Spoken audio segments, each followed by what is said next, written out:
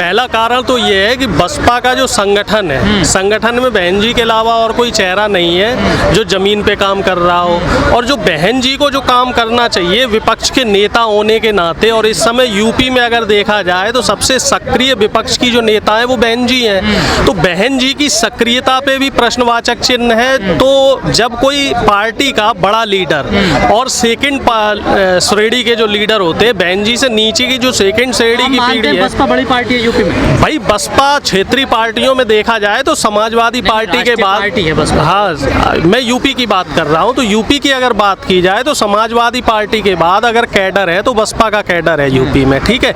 लेकिन इस समय कैडर को नेतृत्व तो नहीं मिल रहा है, ना तो बहन जी की तरफ से मिल रहा है और ना जो ये कोऑर्डिनेटर है इनकी तरफ से मिल रहा है। इस वजह से क्या है कि जो बसपा का जो कार्यकर्ता है वो कहीं ना कहीं इस समय उसका मनोबल गिरा हुआ है। तो मुझे ये लग रहा है कि ये बहुत बड़ी वजह है जो बसपा के लिए माइनस साबित होगी और नकारात्मक साबित होगी। हमारा कैडर मजबूत है, कैडर मजबूत है तो वो जमीन पे दिखना चाहिए।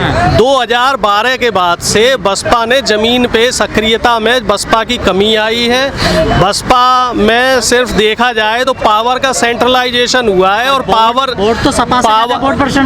सिर्फ बहन जी के पास ही रही है। बहन जी के अलावा पावर और कहीं नहीं रही। वोट परसेंटेज आप देखो ना, 2017 की बात करो, 2017 का आप वोट परसेंटेज की बात करो तो किसका वोट परसेंटेज ज्यादा है? बसपा को कितनी 19 सीटें मिली थी। नहीं, सीट नहीं, मैं वोट परसेंट की बात कर रहा हूं। वो होगा, लेकिन सीट आप देखो 19 सीटें मिली थी। और जो 19 में भी 2019 का जो सेंटर का चुनाव हुआ था उसमें भी अगर जो बसपा को फायदा मिला, 10 सांसद इनके बने, तो उसमें कहीं ना कहीं समाजवादी पार्टी के साथ जो इनका गठबंधन हुआ है और उससे जो वोट इनको मिला है तो उसका इन्हें फायदा मिला। जबकि समाजवादी पार्टी को बहुजन समाज पार्टी के वोट का कोई फायदा नहीं मिला, क्योंकि 2014 में भी सपा की 5 सीटें थी और 2019 में भी 5 सीटें रह गई। बल्कि जो इनकी जो 2-3 परंपरागत सीटें थी, जैसे बदायूं की परंपरागत सीट थी, कन्नौज की सीट थी और फिरोजाबाद की सीट थी, इस सीट पे नुकसान हुआ। तो कहने का मतलब ये है कि गठबंधन से बसपा को फायदा हुआ और सपा को नुकसान हुआ। तो ठीक है, सपा को गठबंधन नहीं करना चाहिए था। सपा को गठबंधन नहीं करना चाहिए था और इस बार सपा अकेले ही चुनाव लड़ेगी। और जो लोगों का रुझान है इस समय, जो आम जनता का रुझान है, आम जनता इस समय पढ़े लिखे आदमी को चुनना चाहती है और एक ऐसा नेता चुनना चाहती है जो विकास पे, शिक्षा पे और जो रोजगार है और जो चिकित्सा है उस पे काम करे। और अखिलेश यादव जी ने इसी दिशा में काम किया है। देखिए, बहन जी भी अच्छा ऑप्शन है, लेकिन कंडीशन वही है जो मैंने आपसे पहले कहा। अगर बहन जी सक्रिय हो जाए जमीन पे और बहन जी के जो सेकंड श्रेणी के जो नेता हैं दूसरे लेवल के, हाँ, सक्रियता राजनीति में सबसे ज्यादा जरूरी है। इस समय जो कांग्रेस के साथ समस्या है वही समस्या कहीं ना कहीं बहुजन समाज पार्टी के साथ है।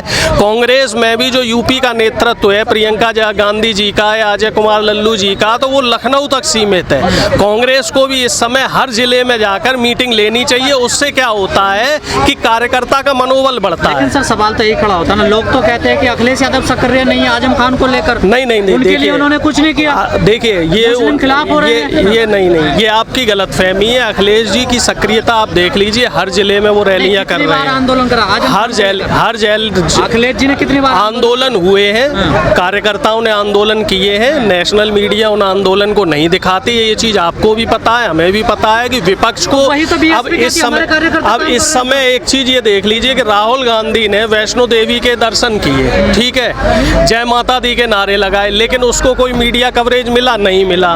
कवरेज क्या दे रहे हैं? जो विवाद क्या उठ रहा है, राहुल गांधी जी ने कह दिया हमारे देश में माता की शक्ति कम हो रही है, तो उस पे जो पेड मीडिया है वो 3-4 दिन से वही राग अलाप रहा है कि माता की श्रद्धा पे राहुल गांधी जी ने प्रश्नवाचक चिन्ह लगाए हैं। तो लेकिन देखना ये चाहिए था कि वाकई इस समय जो धर्म है, हमारा धर्म है, हमारे धर्म में शक्ति वाकई में कम हो रही है। सवाल मैं यूपी पे कर रहा हूँ। जी बिल्कुल। आपने सपा और बसपा की हम बात कर रहे हैं। मायावती का जब शासन रहता है पूरा प्रशासन बिल्कुल सख्त रहता है, अधिकारी टाइम से आते हैं। लोग कहते हैं, मैं नहीं कह रहा, आप भी कहते हैं, तमाम लोग कहते हैं बिल्कुल निष्पक्ष भर्तियां हुई, कोई भर्तियों में कोई घोटाला नहीं हुआ। बिल्कुल ठीक है। देश में कोई जब उनकी सरकार रही राज्य में कोई दंगा नहीं हुआ, आप भी इस बात को जानते हैं। उन्होंने 11 यूनिवर्सिटी कॉलेज बनवाए बड़े बड़े, पूरी दुनिया का सबसे अच्छा कॉलेज आपको पता होगा, आप प्रोफेसर हैं, वो दुनिया की सबसे लखनऊ में दुनिया की सबसे अलग यूनिवर्सिटी। भाई देखिए, वही मैं आपसे कह रहा हूँ कि समाजवादी पार्टी हो या बहुजन बहुजन समाज पार्टी हो या फिर पूरे देश में, आपको इस चीज़ को समझना पड़ेगा, जितनी भी क्षेत्रीय पार्टियां हैं और जिस जिस राज्य में क्षेत्रीय पार्टियों का शासन है, आप उड़ीसा को देख लीजिए, आप बंगाल को देख लीजिए, आप तमिलनाडु को देख लीजिए, आप केरल को देख लीजिए, ये चारों जो राज्य हैं इस समय हमारे सामने बेस्ट एग्जाम्पल है। उड़ीसा में नवीन पटनायक जी जो काम कर रहे हैं पिछले 15-20 साल से, वो काम काबिले तारीफ है, पूरी ईमानदारी से काम कर रहे हैं, शिक्षा के क्षेत्र में, रोजगार के क्षेत्र में, मूलभूत सुविधाओं के क्षेत्र में। यहाँ मैं आपको बताना चाहूँगा आंध्र प्रदेश और तेलंगाना में भी वहाँ की जो क्षेत्रीय पार्टियाँ वो भी पूरी ईमानदारी से काम कर रही हैं। ठीक है, डीएमके पार्टी की तमिलनाडु में सरकार है और वो देश की पहली ऐसी पार्टी है जिसमें मंदिरों में भी आरक्षण लागू कर दिया, ओबीसी, एससी और एसटी के पुजारियों की वहाँ बाकायदा भर्ती हुई। और डीएमके पहली ऐसी पार्टी है जिसने सीधा सीधा ब्राह्मणवाद को नकार दिया है। बीएसपी पहली ऐसी पार्टी रही जिसमें नीट के आरक्षण को सबसे पहले लागू करवाने के लिए मुहिम छेड़ी। और बीएसपी ऐसी, जो डीएमके है वो ऐसी पहली पार्टी है तमिलनाडु की जो जातिगत जो जनगणना होने वाली है उसके पक्ष में है। और इस समय जितनी भी क्षेत्रीय पार्टियां हैं हमारे देश की, क्षेत्रीय पार्टियां अगर मजबूत होती हैं तो उस क्षेत्र का विकास होता है। और उत्तर प्रदेश में विकास रुक जाने की जो वजह है वो कहीं ना कहीं यही है कि इस समय भाजपा की सरकार है। भाजपा विकास पे कोई काम नहीं करना चाहती, भाजपा विकास की बात नहीं करती है। भाजपा यूपी के पोस्टर में आपको कोलकाता का फ्लाईओवर दिखाएगा और अमेरिका का जो है फैक्ट्री दिखाएगी। आपने भी रिजर्वेशन की बात करी, जब रिजर्वेशन में उन्नति की, पदोन्नति की बात चली तो सपा के सांसदों ने वो बिल की कॉपी फाड़ी थी। नहीं, ऐसा नहीं था। उसमें कहीं ना कहीं उनके भी समझने में कमी रही और वो जो समझने में कमी रही उसका खामियाजा भी उन्हें आगे भुगतने को मिला।